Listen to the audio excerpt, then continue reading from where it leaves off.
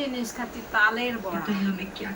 নমস্কার, গৌরীর সংসারের আমি গৌরী আরও একটা নতুন দিন নিয়ে আপনাদের সামনে উপস্থিত হলাম। আজ রবিবার, বিকেল এখন বাজে ওই 3:30 মতন। আর এখন মাম্মাম গিয়েছে একটু ঘুরতে, কারণ ও আজ দুপুরে ঘুমায়নি। তাই না আমার ঘরের অবস্থাটা এই হয়েছে। তো হ্যালো এভরিওয়ান, আমি গৌরী, আমি তো ভালো আছি। তোমরা সবাই কেমন আছো অবশ্যই কমেন্ট বক্সে জানিও। আপনারা যারা এই ভিডিওটা প্রথম দেখছেন অবশ্যই আমার চ্যানেলের নতুন বন্ধু, তাই অবশ্যই করে আমার চ্যানেলটিকে একটু সাবস্ক্রাইব করে আমার বন্ধু হয়ে পাশে থাকবেন। আর আশা করছি আপনারা পুরো ভিডিওটাই দেখবেন আর ভালোও লাগবে আপনাদেরকে। তাহলে চলুন আজকে সারাদিনের গল্পটাই আপনাদের সাথে শেয়ার করে ফেলি। এই যে এখন আমি পুরো ঘরটা আপনাদেরকে দেখিয়ে দিলাম, আর এইটা আমার প্রত্যেক দিনেরই রুটিন। বিকালে করে আমার ঘরের অবস্থা এই হয়, বেড আর নিচ পুরোটাই একই থাকে, তাই আমাকে প্রত্যেক দিনই বিকালে একবার করে পুরো বেডটাকে ভালোভাবেই গুছাতে হয়। তাই আজকেও সেরকমই, কিন্তু আজ আরও একটু বেশি দুষ্টুমি হয়েছে। তার বাবা ছিল, আর বাবা আর মেয়েতে মিলে আজকে পুরো জায়গাটাকে একেবারে নোংরা করে ফেলেছে, শুধু খেলনা আর খেলনাতে।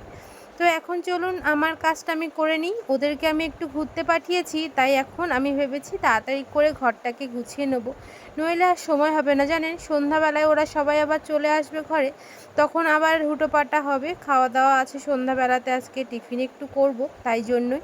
তাহলে চলুন এখন আমি বিছানাটাকে আগে ভালো করে ঝাড় দিয়ে নিয়েছি, আর তারপরেই বেডশিটটা পেতেছি। এই বেডশিটটা না আর 2 দিন রাখবো, তারপরেই তুলে দেবো। কারণটা একটাই, এই যে এত বর্ষা হচ্ছে না আমাদের এদিকে, আর এত গরম, এত ঘাম হয়ে যাচ্ছে, আর মাম্মাম না ভীষণই ঘামে, তাই জন্যও। আর ওর বাবাও ভীষণ ঘামে। তো ওর বাবা তো শনি রবিবারটা থাকবে, সোমবার সকালে চলে যাবে, তাই ভেবেছি সোমবারের দিনে বিকালে তুলে দেবো, তাহলে দিদি কেচে দিতে পারবে। আর আমরা না, আমাদের যে হেল্প হ্যান্ড আছে তাকে দিয়ে আমরা বেশি একটা কাজ করাতে চাই না, যতটুকু করালে হয় সেইটুকুই করাই। তাই ওই যে 2 দিন আমরা কাচাই কোনো কিছু হলে, তো ওই 2 দিনই দিদি কাচে। তো তাই জন্য সোমবারে বলেছি দিদি একটু কেচে দিও, তাই সমস্ত বাড়ির যত যা হবে সেগুলোই রেখে দেবো, সেগুলোই আর কি কাচাবো। তো এই যে এখন আমার খাটটা ভালো করে গোছানো হয়ে গেছে, আর এখন আমি বালিশগুলোকে রেখে দিচ্ছি। আর জানেন তো, এই চিংকিকে নিয়ে মিঠি যে কি করে, ওকে ঘুম থেকে উঠে আদর করতে হয়, খেয়ে উঠে এসে আদর করতে হয়। ওর যে কখন আদর না করলে ও পারে সেটাই ও বোঝে না। তো ও তো চিংকিকে ভীষণ ভালোবাসে, তো চিংকিকে আমাকে সবসময় বেডেই রাখতে হয়। আর এইখানটায় যে আয়নাটা দেখতে পাচ্ছেন, ওখানে একটা রাখার জায়গা আছে, ওখানে রাখলেই ওকে ধরে নামাতে চায়। ওই জন্য একদমই সব সময়ের জন্য ও ওখানেই বসে থাকে, ওকে নিয়ে আর কোথাও যাই না। চলুন তাহলে এখন আমার বিছানাটা তো গোছানো হয়েছে, কিন্তু নিচের খেলনা বাটিগুলো এখনও গোছানো হয়নি। জানেন, আমি না প্রায় সময় চেষ্টা করি মাম্মামের এই যে খেলনার দুটো ভাগ আলাদা আলাদা করে রাখতে, কিন্তু ও যে শোনে না, ও বারবার করেই ওটাকে এক করে দেয়। ও তো বুঝতেও পারে না, তাই জন্যই করে। কিন্তু আমি না চেষ্টা করি যেগুলো ওর কেনা খেলনা সেইগুলোকে আলাদা করে রাখতে, আর যেগুলোতেও এমনিই খেলে, মানে ওই যে কৌটো কাউটা, ওগুলো আলাদা রাখতে। জানেন তো, মাম্মাম না এখন উঠে দাঁড়াতে শিখেছে। আর এই যে বেডটা দেখছেন, বেডটা ধরে ধরে উঠে দাঁড়ায়, কিন্তু বেচারা আমার বসতেই শেখেনি। আপনাদেরকে একদিন দেখাবো ও কি করে দাঁড়াতে পারে।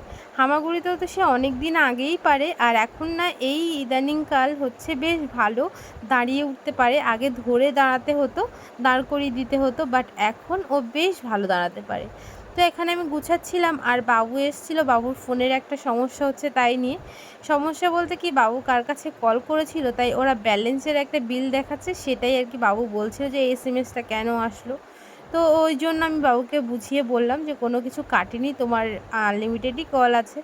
তো চলুন, এদিকে আমার অনেকটাই গোছানো হয়ে গেছে, আর এত জিনিসপত্র গোছাচ্ছি আমি পুরো ঘেমে স্নান হয়ে গেছি, জানেন। আর এই যে আমার যা অবস্থা দেখছেন, এটা মাম্মাম করেছে সারা দুপুর ধরে।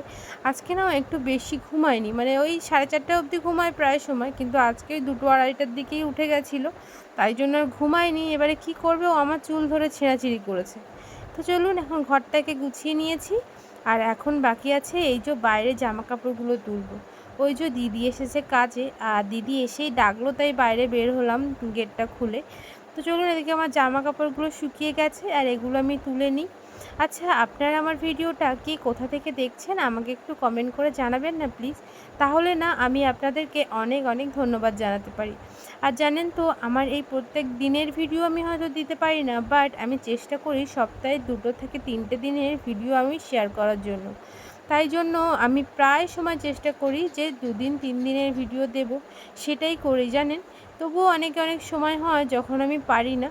তো আপনারা যারা আমার ভিডিও রেগুলার দেখেন তারা অবশ্যই জানেন আমি সপ্তাহে না খুব কষ্ট করে ভিডিওটা দিই। মাম্মাম আছে তো, ওকে একটুখানি ট্যাকেল করতে আমার সময় লাগে, যেহেতু আমি বাড়িতে একা থাকি, আমার শ্বশুর থাকে না, শাশুড়ি মা থাকে না, সঙ্গে তো হাজব্যান্ড নয়। তাই না আমি প্রায় সময় ভিডিও স্কিপ করে যাই, দিতে পারি না দিনগুলোতে। তো চলুন, এদিকে আমার সংসারের সব কাজ হয়ে গেছে, আর এখন আমি এসছি এই তালটাকে আজকে সেনে তালের বড়া করব। এই বছরে আমরা প্রথম তালের বড়া খাচ্ছি, তো চলুন সেটাই আজকে করা যাক।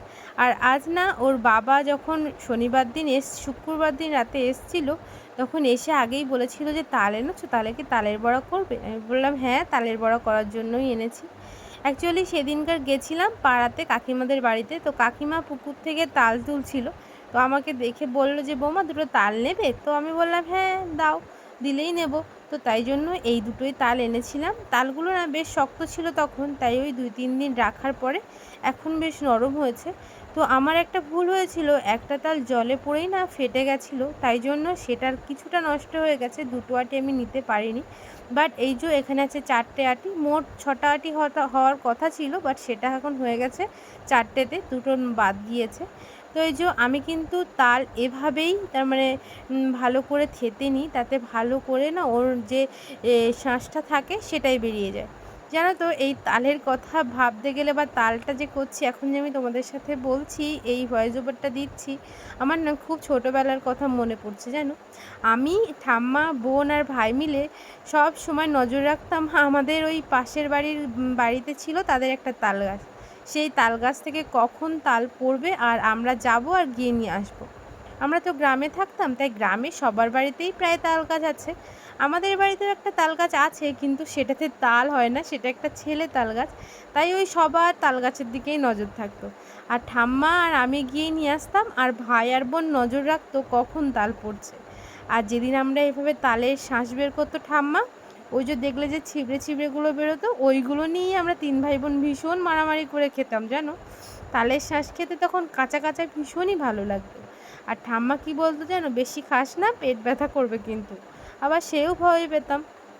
তাহলে চলো, এখন আমার তালের শাঁসগুলো তো নেওয়া হয়ে গেছে, এখন তালের শাঁসগুলো আমি এখানেই দিচ্ছি, শাঁস না তালের আটিগুলো, কারণ লক্ষ্মী পুজোর সময় প্রত্যেক বাড়িতেই লাগে, তোমরা সবাই জানো। তাহলে চলো, এখন আমার তালের শাঁস সব কিছু হয়ে গেছে, আর ওদেরকে সন্ধ্যাবেলায় চা আর একটুখানি মুড়ি মাখা দিয়ে এসেছি। এখন আমি চলে এসেছি তালের বড়া করতে। আমার কি কি উপকরণ লাগছে আমি বলি একটু। সাদা তেল, একটা নারকেল, একটু আমুল দুধ, চিনি, কালো জিরে আর ময়দা, আর একটু সুজিও নিয়েছি, আর সঙ্গে একটু গুড় নিয়েছি। গুড়টা বাড়িতেই ছিল, তাই মনে করলাম গুড়টাই দিয়ে দিই, কারণ মিষ্টি বেশি চিনি দিলে বাবু তো খেতে পারবে না, কারণ বাবু 2-1টা তো খাবেই, তাই চিনিটাকে একটু কম রেখে গুড়টাকে একটু বেশি দিয়েছি। আমি প্রথমে কি করলাম সেটা বলি। এরকম একটা বড় ডেচকি নিয়েছি, তাতেই নিয়েছি 3 থেকে 4 কাপের মতো ময়দা, সঙ্গে নিয়েছি একটু সোডা, খাওয়ারই সোডা, আর একটু স্বাদ মতো লবণ। সেগুলো দিয়ে ভালোভাবে চেলে নিয়ে এখন ওতেই দিয়ে দিয়েছি সুজি, আর তারপরে চিনি আর একটু আমল দুধ দিয়ে ভালো করে এই শুকনো মিশ্রণগুলোই ভালো করে মাখিয়ে নিয়ে তারপরে দিয়ে দিয়েছি এইভাবে নারকেলগুলো আবার মাখিয়ে নিয়েছি। আচ্ছা, তোমরা কে কীভাবে এই বড়াটা করো আমাকে জানিও তো। আমি কিন্তু এভাবেই করি। আমার শাশুড়ি মা আবার অনেক শুকনো করে, সেইটা না আমার খেতে অত ভালো লাগে না। তো ওই জন্য মা বললো এবার তুই কর, দেখি তুই কেমন করিস। তাই জন্যই আমি চলে এসেছি। আর এটা কিন্তু আমরা ছোটোবেলা থেকেই খেয়ে আসছি, আর আমার মা বাবাকে দেখেই আমি শিখেছি জানো। আগে যখন আমাদের বাড়ি এরকম তালের বড়া হতো শীতকালে, এই বর্ষাকালে, তখন আমি দেখতাম আমার বাবা আর মা বসে বসে দুজনা মিলে তালের বড়া করতো। আর জানো তো, আমার বাবা একটা গ্যাস করেছিল, তখন তো এই গ্যাসটা ছিল না গ্রামের দিকে, আমাদের যে গ্যাস এখন ব্যবহার করি, তখন আমার বাবা একটা গোবর গ্যাসের একটা চেম্বার করেছিল, আর সেখান থেকে গ্যাস উঠতো, আর মা না ওতেই রান্না করতো। তো সেটাতে বাবা আর মা মিলে বসে বসে এই বড়া করতো, আর আমরা সবাই বসে থাকতাম 3 ভাই বোন, কখন ওই বড়ার প্রথম ধাপটা উঠবে আর আমরা খাবো। চলো এখানে সমস্ত কিছু মাখিয়ে মানে মিক্সড করে আমি অনেকক্ষণ রেখে দিয়েছি। ততক্ষণে আমি বাড়ির মানে রাত্রের খাবারও বানিয়ে নিয়েছি। তারপরে এসেছি কারণ চিনিগুলো গলবে, সঙ্গে আবার আমি একটু গুঁড়ো দেব। তো চিনিগুলো গলে না অনেকটাই এরকম পাতলা হয়ে গেছিলো, তারপরে আবার গুঁড়ো দিয়েছিলাম, তাই জানো তো আরও অনেক পাতলা হয়ে গেছিলো। এবারে সব শেষে যখন সমস্ত মিশ্রণ ভালোভাবে হয়ে যায় তারপরে আমি কালো জিরে দিয়েছি। তোমাদেরকে বলে রাখি, আমি যেহেতু গুড় দিয়েছিলাম তাই একটু বেশি নরম হয়ে গেছিলো, পরে কিন্তু আমাকে আবার ময়দা মেশাতে হয়েছিল। তো তখন আর আমি সাবু মিশাইনি, কারণ সাবু মিশালে জানি আবারও ওটা তারপরে ফুলতে অনেক সময় লাগবে, তাই জন্য। তো চলো ফাইনালি কিন্তু আমি আমার বড়াগুলো বেশ ভালো ভালো করেই ফুলিয়ে নিয়েছি। আর আমাদের বাড়িতে না সবাই এরকম একটু বেশি কড়া ভাজাই খেতে চায়, তাই জন্য করেছি। তোমরা চাইলে একটু হলুদ হলুদ রাখতে পারো, তাতে দেখতেও ভালো লাগে। একটু ক্রিস্পি কম হয়, বাট দেখতে কিন্তু ভীষণই ভালো লাগে। তাহলে চলো আজ তো আমি ওদেরকে খাওয়াই, বড়া করে দেখি এখন ওরা কি বলে। আর ততক্ষণ তোমরা আমার চ্যানেলে নতুন হয়ে থাকলে আমার চ্যানেলটিকে সাবস্ক্রাইব করে আমার বন্ধু হয়ে যেও। তাহলে চলো এখন হয়ে গেছে, এখন ওদেরকে দিই। আর তোমরা আমার ভিডিওটা কে কোথা থেকে দেখছো অবশ্যই জানিও। আজ তাহলে ভিডিওটা এই পর্যন্তই রাখছি, দেখা হবে অন্য আরও একটা ভিডিওতে। সবাই অনেক ভালো থেকো, সুস্থ থেকো, নিজেদের খেয়াল রেখো। তাহলে চলো আজ টাটা, দেখা হবে অন্য আর একটা ভিডিওতে। চলো শুনে নিই ওরা কি বলছে। ততক্ষণ পর্যন্ত তোমরা এখনও চ্যানেলটিকে সাবস্ক্রাইব না করলে একবার সাবস্ক্রাইব করে আমার বন্ধু হয়ে যেও। টাটা। দারুণ জিনিস খাচ্ছি, তালের বড়া। আমাদের বৌমা করেছে, আমি খাচ্ছি। খুব কেমন সুন্দর হয়েছে? হয়েছে। তা খা। খুব সুন্দর হয়েছে। हमने शादी की है अम्मी।